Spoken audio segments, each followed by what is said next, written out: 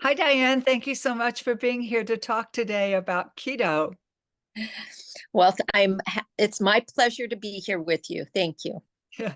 So I'm Nan Arkwright. I'm a pediatric occupational therapist, and this is Diane Whiteside, and she's a physical therapist, and she also does some work that is, I've learned so much from Diane with this work, and I use it in my practice too, but I'm not know nearly what Diane knows about it, and she's so skilled and so well trained in working with reflexes. And so one of the things that I thought would be fun to do was go through the story, but with a little bit different perspective, including Diane's perspective on reflexes, because Kito in the story does have some big emotions. And so Diane can tell us a little bit more about that as we go through the story. But can you first tell us a little bit more about what reflexes are and what you do with kids and how that helps? I'd be happy to. So, I am a pediatric physical therapist, and I have the opportunity to work with so many wonderful children. And many of the children I work with are not able to regulate their behavior, and it also influences their movement sometimes and also their ability to take in new information. So the reflexes that I work with are some primary reflexes that we are all genetically coded with. It's in everybody's DNA, and we have the same neurological system. It's just that for whatever reason, these reflexes do not adequately mature for our children, which cause this dysregulation in emotion, in learning. And initially, these reflexes are for protection and survival. And then they integrate into our system, and all our central nervous system maturation develops from these reflexes. So we go back and we work these reflexes and strengthen them within the system so they can go on their natural development, and we can see our children maturing with ease and with control of their emotions and bodies and regulation in their system. That's about it. And it works. It makes a difference. So thank you for sharing all that, Diane. Your work Sure. is wonderful and you're so skilled with it. And I really admire what you're doing because you have amazing stories to tell. So we will definitely share your contact information at the end so people can find out more about you if they are interested in being able to work with you. And you also do some virtual work.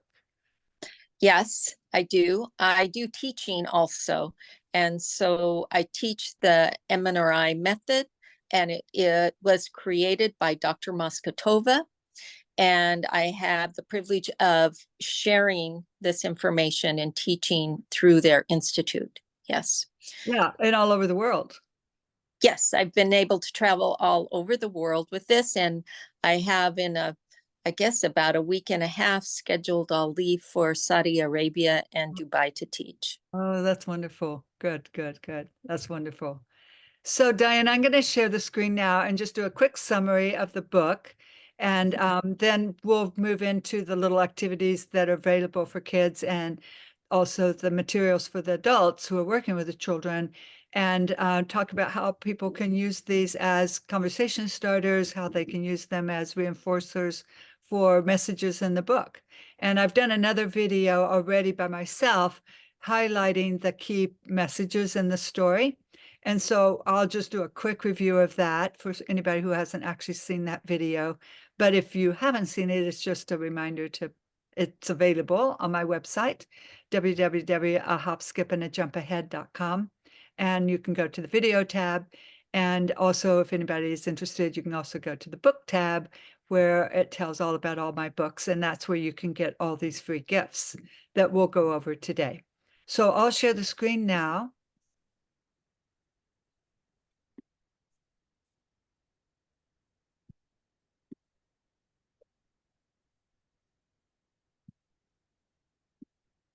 So this is today we're talking about no keto. No, keto learns to be flexible. So in our practices, right, this is kind of a thing that's hard for a lot of kids.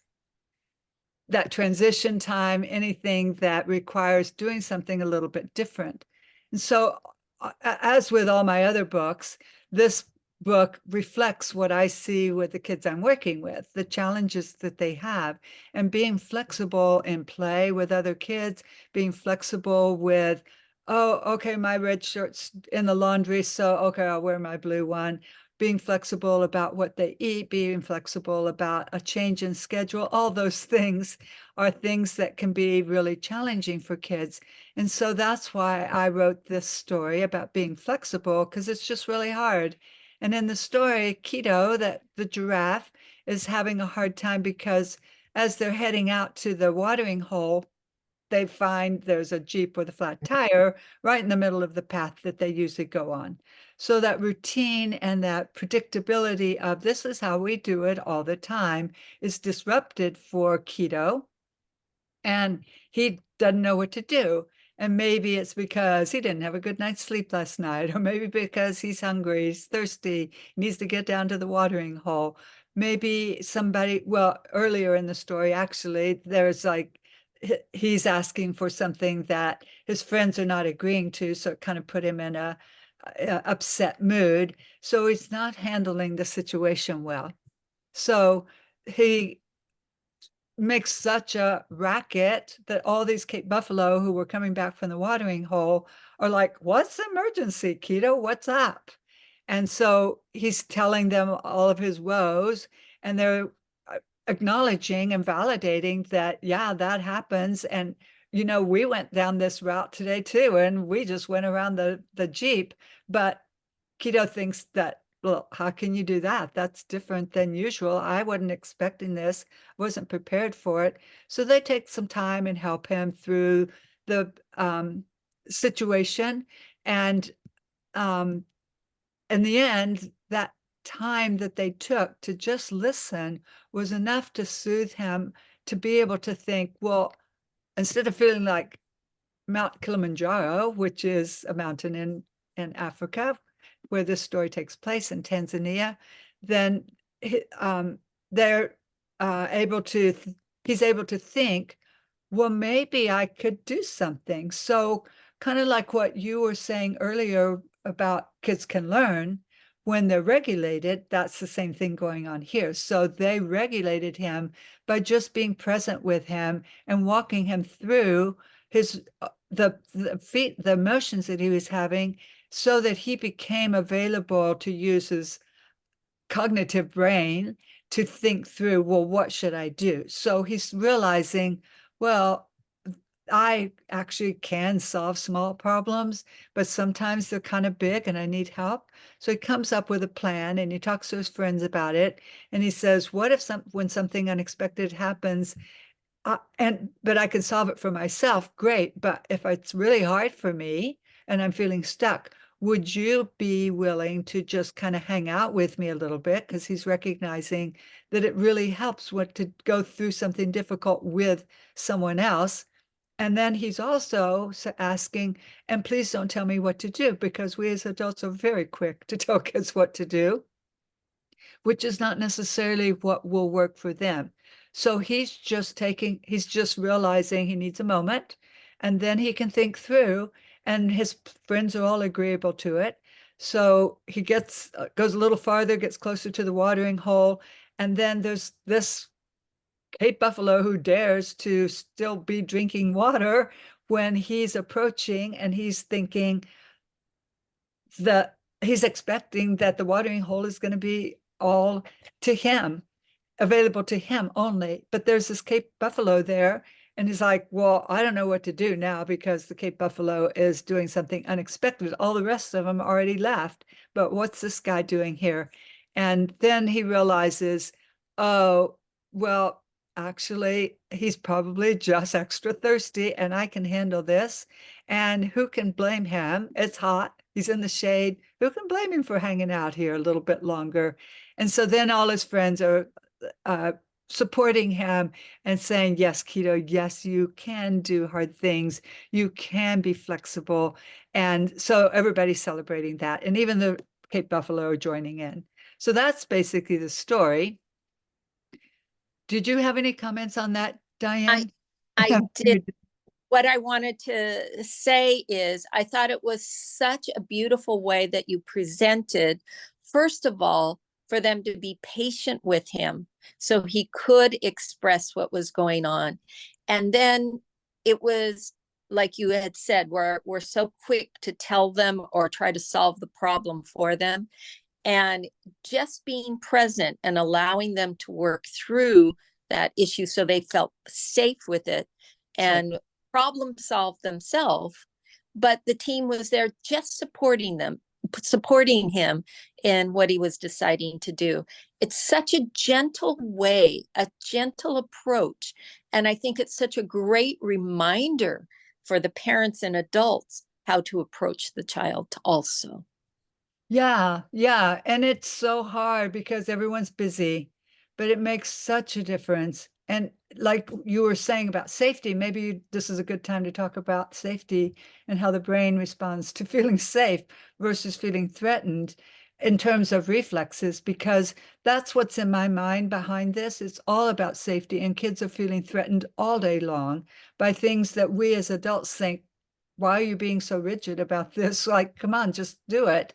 And not understanding that our brains are there to protect us, as you said at the beginning. And what is behind that? Why is it so ready to protect us like that when over something that seems like it's not a big deal, but to a child it is? Yes, and I have to thank Dr. Moskotova for her explanations of these reflexes because it gives us a great understanding that these reflexes are there first for protection and survival.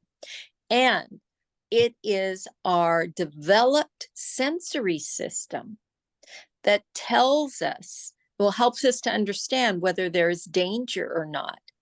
And the information we take in will go to an area in the brain that decides whether a situation is dangerous or if it's there, that's something we can learn from. But when we're in stress, and if the child is not taking in this information through their sensory system in a functional way, it can be too hyper for them, or they aren't taking in enough. The brain can perceive that there is some danger. And so this activates our stress hormones, our cortisol and adrenaline, and it puts the child into a survival mechanism, which fight and flight or just freezing. Mm-hmm. And when the child is in this situation, it's very difficult to think, to make decisions, to learn something new. And so a child can just freeze, be in that state of fear, and not be able to move forward. So, as you expressed in the book, just taking the time to allow them to collect themselves.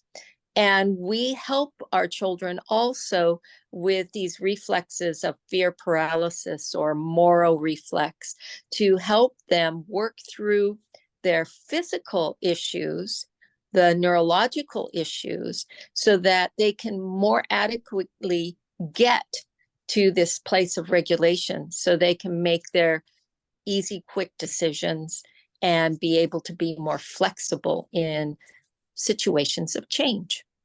Yeah, you explained that so great. And also for my book, Tijuana Manana, The Anxious Iguana, same thing, because that was my attempt on a child's level to explain it in terms of Dan Siegel's work, upstairs brain and downstairs brain. And like, we have to calm the downstairs brain, and the adults are the ones who make the difference in being there to support, just like Kito and his team are doing that, because kids don't have the ability at a young age. They don't have the experience and the practice. But then sometimes adults don't either. And so it's just plain hard all our lives to be regulated when something unexpected happens. We have this plan and it's down to the minute, and then a child not happy about the seam in their socks. And there goes our schedule. And then now we are in stress. And so it's Yes. hard for us to stay regulated to help our children in that moment. So they're on the Serengeti. They don't care. Like they're like, oh, we care about not getting attacked by somebody who wants to eat us. But otherwise, like we're chill. We're just going to have a nap. We're just going to go get water. I mean, it's a little bit silly what I'm saying, but they're not worrying about getting socks on. But I mean, they are having to be very aware all the time, hyper alert to danger. But in this moment, they're just chill so they can take the time. They don't have to be somewhere. Yes, yes. I agree with you.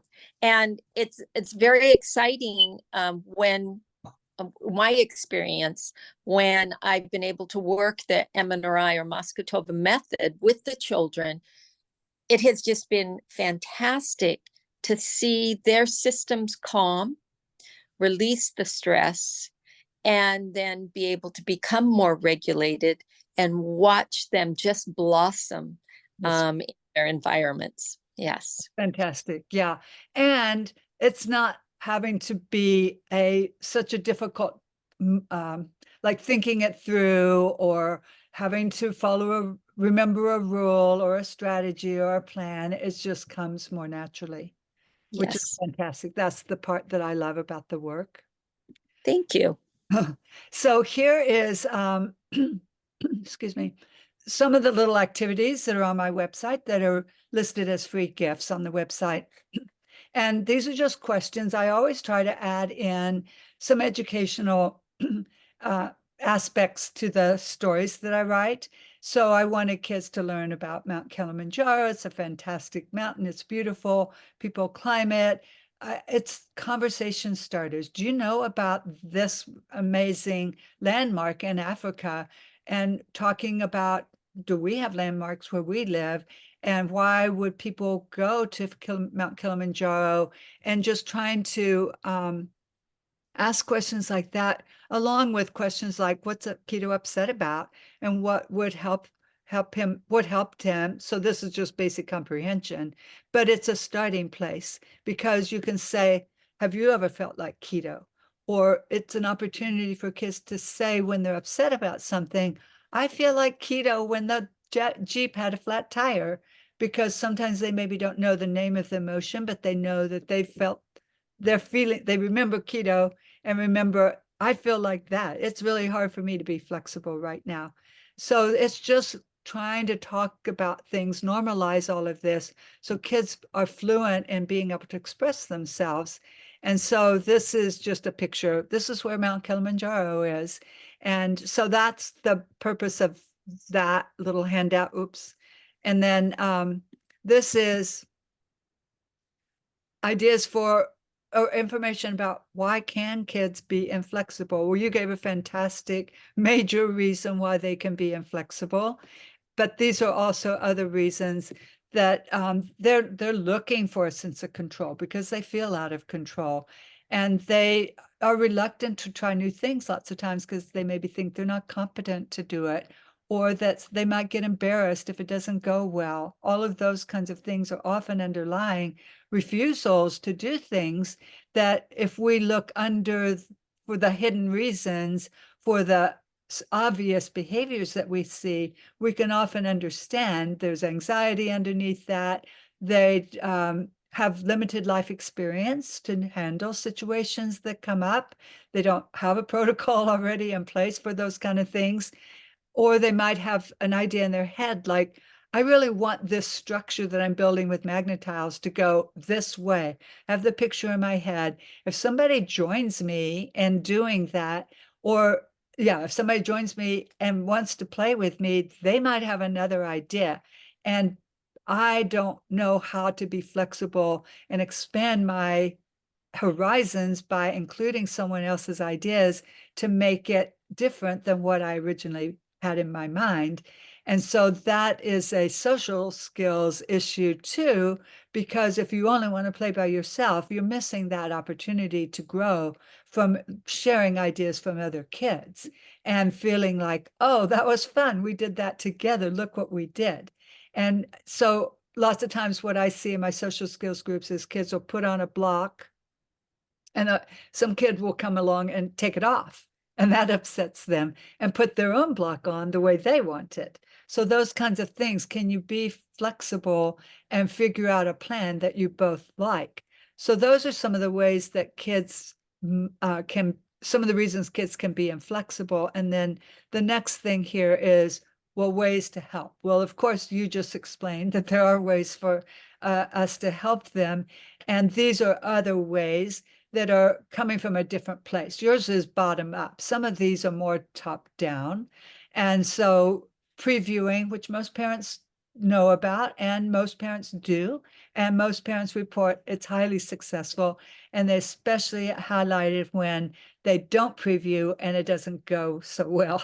It seems to be when people realize, oh, it really matters. My child really benefits from that previewing. And like we were saying, give them opportunities to solve their own problems, not just when it's a bigger thing, but all the small ones add up to building confidence and self-esteem and belief that I can solve problems. I can get through this. It's not the end of the world. I don't have to bellow like Kito did and make everyone think that there's an emergency, because our brains are reacting that way because we've been sort of accustomed to being just the default. So it takes some self-control, it takes some therapy, it takes some reflex work to try to help the nervous system understand, and some of the just taking time by a parent sharing their calm with a child to help them realize, oh, I can solve this problem. It's not really an emergency. I can take a step back and think, oh, I can handle this. I've been in this kind of situation before. So our brains, when we are prepared because someone helped prepare us, or because we have a plan, or because we've done something before and we realize that was successful, every time we do that, have that success, it's building those pathways in the brain so that the next time it's a little easier for us to do it, because and pretty soon it becomes like, oh, I know how to do this, and it's an automatic response. And so that's part of how the brain helps us grow also. And so there's some more ideas here about mindset, which I think a lot of people know. A lot of schools teach about that. And breaking things down into smaller steps, because lots of times kids are overwhelmed, like with a writing assignment or a math paper with full of math facts. Taking it, instead of throwing out the whole worksheet and saying, this is too much, I don't want to do it, an adult helping a child break it down into smaller steps. So maybe you even cut the worksheet into one strip at a time, get this much done, maybe take a break after that. Sometimes it's a very small amount of work that a child can do before they feel like, I'm done, I need a break. But then they'll come back. So I try to let kids decide how much can you do before you need a break. And then they learn themselves, because I don't know, but they do. And so I try to honor what they say, even though I sometimes think, wow, that's not very much. This is going to take us a long time. But they don't seem to care. They're willing to do the work if they feel like they can. And they don't feel like it's an emergency kind of situation. Oh, Nan, it's so wonderful listening to you. You present such wonderful, constructive ways of dealing with the situation. Thank you for having this all printed out for them. Well, I mean, this is my point. Like, I want to share this information. It's in my head, it's in your head. I'm just taking the time to present it in hopes that it can be helpful to parents, and the more the better, of course, because it's kind of refrigerator worthy. Like, oh, how should I remember this? What's my go-to when I want to be like the Cape Buffalo in the story and be there and available to my child? These are things that I can say, oh, which one of these might help in this moment, which is the purpose. So that, because in the moment, it can be hard to think for an adult and for the child. And so here's a go-to, is that my thinking about it. So thank you. I'm glad you find it would be helpful too. Yes, this is really good because it is hard to stay calm in a situation when you're running late and you need the child to move along. Yeah. But one of the most important things is for the adult to be able to stay within this calmness within themselves. So it will help the child immensely. Great, Yeah. great. So this reflex work, of course, helps adults too. It's not just for kids. Absolutely. Anybody with a neurological system. Yeah, I think that includes everyone. Yeah, exactly. Yeah, and it just, I mean, when I take my continuing education classes, when I listen to other experts in podcasts and summits, and like every single time, that's the message. The adults are the ones who can guide the child, and it's just critical. Yes. That modeling. And you were talking earlier, like that's also what I'm trying to do with all of my stories, modeling for the adults.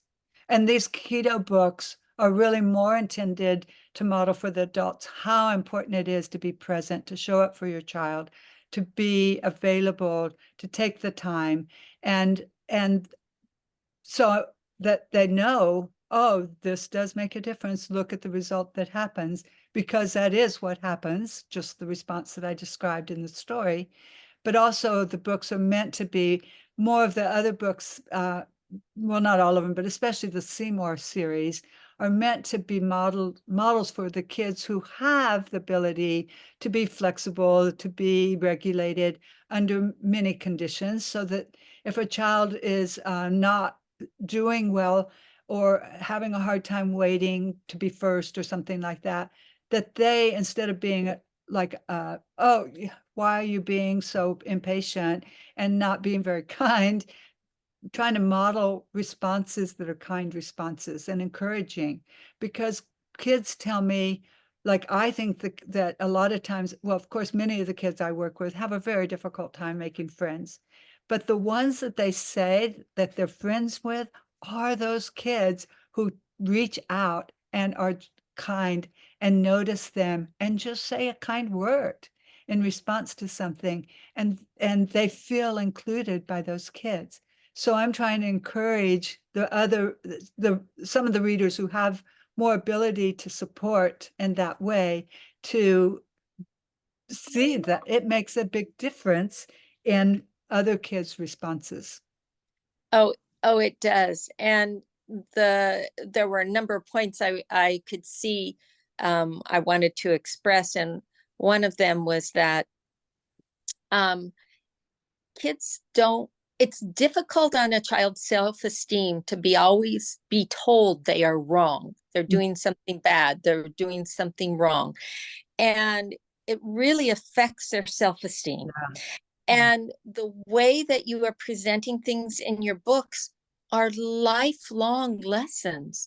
They are tools that every person can take and become a better person for, because we want to encourage our children, because that encourages them to know they can do it and do it in a constructive way rather than feeling bad and feeling lesser about themselves. So I really like the way you've expressed things, Nan. It's Thank really, you. I appreciate you highlighting the messages that are in the book that are not maybe as obvious, but they're there. Yeah. For that reason, just what you said. Yeah. So thank you for bringing that to the out, bringing it to light. you're welcome. So then these are, let's see, sorry, going the wrong direction. Mhm. Um, so this is like just a little activity to help kids kind of start thinking, is this a problem that I could solve myself, or is this a problem that I need help with? So here's the little, as an OT, I'm putting in some fine motor activities with cutting skills, and this is just a sorting activity. And of course, anybody could make their own for skills specific to your own child too, about situations that frequently come up. Oh, let's see, is this a problem that you think you can solve? And maybe put it up on the chart that you create at home and say, okay, here's another skill that you can do. So building that self-esteem, like, oh, you solved this problem, let's write it down. Oh, this is one that was a little trickier and I helped you with it. Let's put it in this column. Now you have more tools. Maybe next time it can go in the other column when something similar comes up. And then this is just, again, sort of a cognitive, but also fine motor activity, a sequencing activity. So the point of it is, yes, it's a sequencing activity, but also it's retelling the story in a short form and trying to, again, make it a conversation starter for adults and kids to have about moments when they felt inflexible and what did they do and could they be like Kito. We're trying to change their brains from no, no, no, because they hear that all the time and think, no, I can't do that, to yes, yes, yes, getting feedback from the others in their world and beginning to realize, yes, I can do that. And that just feels a whole lot better. And then this is just for fun, dot to dot. This one is kind of tricky with all the tiny dots, but the books are for, as you said, lifelong skills. So some of them are a little more advanced and need a little support, and some are just right for kids of certain ages. And so I have a variety here of different levels of skills. This one obviously is on the other end, very, very simple. But the point is, kids don't care about it being simple. They like it no matter what, and they feel very accomplished when they get through the maze, even though it's not very hard to get through. But it's, again, telling the story of what happened. So it's just another opportunity to talk about it and to reinforce and to build an automatic response. So I did go to Africa last year, and these were some of the buffaloes that I saw. And so I just thought it would be fun to add some pictures. And then I this, thought sorry, that go. was addition that you got to see the real animals, Yeah. and that, yes, the illustrations are beautiful that have come out of the book from your experience in Africa. It was great. And I prepared for I started the keto books before I went to Africa. So I did the research a little bit ahead of time. And so I actually had my guide review the keto stories and say, yeah, they're accurate. This is really how it is. He made a couple of edits on it, and he said, well, I think this would be a better way of describing this. And so, yeah, so it was fun because like we did get to go see Mount Kilimanjaro, which was really high on my list because I love hiking. And so the people who took us said, oh, we saw some Cape buffalo who don't have very good vision. Well, they don't have very good vision. And we saw that they were charging after something and they crashed right into someone's Jeep. Like, I don't think it was a tourist Jeep, but just somebody's Jeep. They didn't even see it before they crashed. So they kind of shook it off and kept going. So interesting things like that, because you get to connect with the people and who know about the animals and live with them all the time. And it's just so fascinating to be exposed to that life and to be around the animals. So that's why, I felt like I had an affinity for them and wanted to include them in the book. Just simple coloring, some drawing, again, a little bit advanced, but with my other book, Mission Control, A Big Feelings Adventure, the illustrator Joe made some pictures of some of the characters in that story and helped and did the same thing, step-by-step drawing. And the young kids, the kindergarteners are willing to do something as complex as this and be okay with it. They don't feel like it has to look just like this. So I'm okay with this also with all ages. And they're going to come out differently depending on the age of the child. And then I made a crossword puzzle to reinforce the language in the story, connected, solving problems, being flexible. And so that's just for fun, easy to solve the comprehension questions, how Kito felt when his friends supported him. And just, again, another way to reinforce the messages. So that's all that I put together for that. Did you have more you wanted to share about that? Those Oh, activities? This is just a wonderful package to reinforce your wonderful book. I am so excited, Nan. Thank you, Diane. Well, I hope that lots of people benefit from it. And I certainly use it in all my sessions. And kids say they like it. They like the pictures. They understand the messages. I can tell the story, as I'm sort of saying here in our talk, that how do you help kids learn and relate to the story, and so that they can grow in the same way that Kito grows in the story.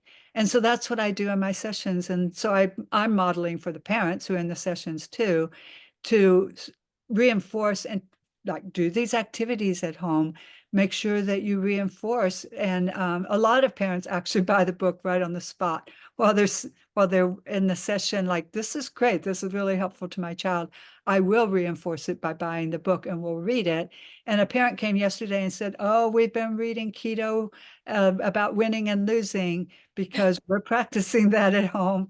And so I was thrilled to hear that, because that's the point. Let's learn and reinforce in a fun way, because that's how the brain learns best, in a fun way, and with a partner, someone Yes. there to support you. Well, thank you so much, Nan, for sharing your wisdom. No, thank you for your compliments. The children will benefit from these books and worksheets. Thank you so much, Diane. Before we close, how can people contact you if they want to learn more about reflexes? Right. To be able to contact me, because I work with Dr. Moskatova's neurosensory motor reflex integration work, at Diane, my email, Diane, DIANEWT3 at att.net is one way to contact me, or you can always text me at 916-396-1721. That's so Texting generous. is a faster way to get in touch with me. Yeah. Thank you for being so generous with sharing that information, Diane. Well, thank you, and for having me. Yeah, I really appreciate you being with me today, and it was really fun to get to do this together. Yes, thank you. Okay. Bye. Bye.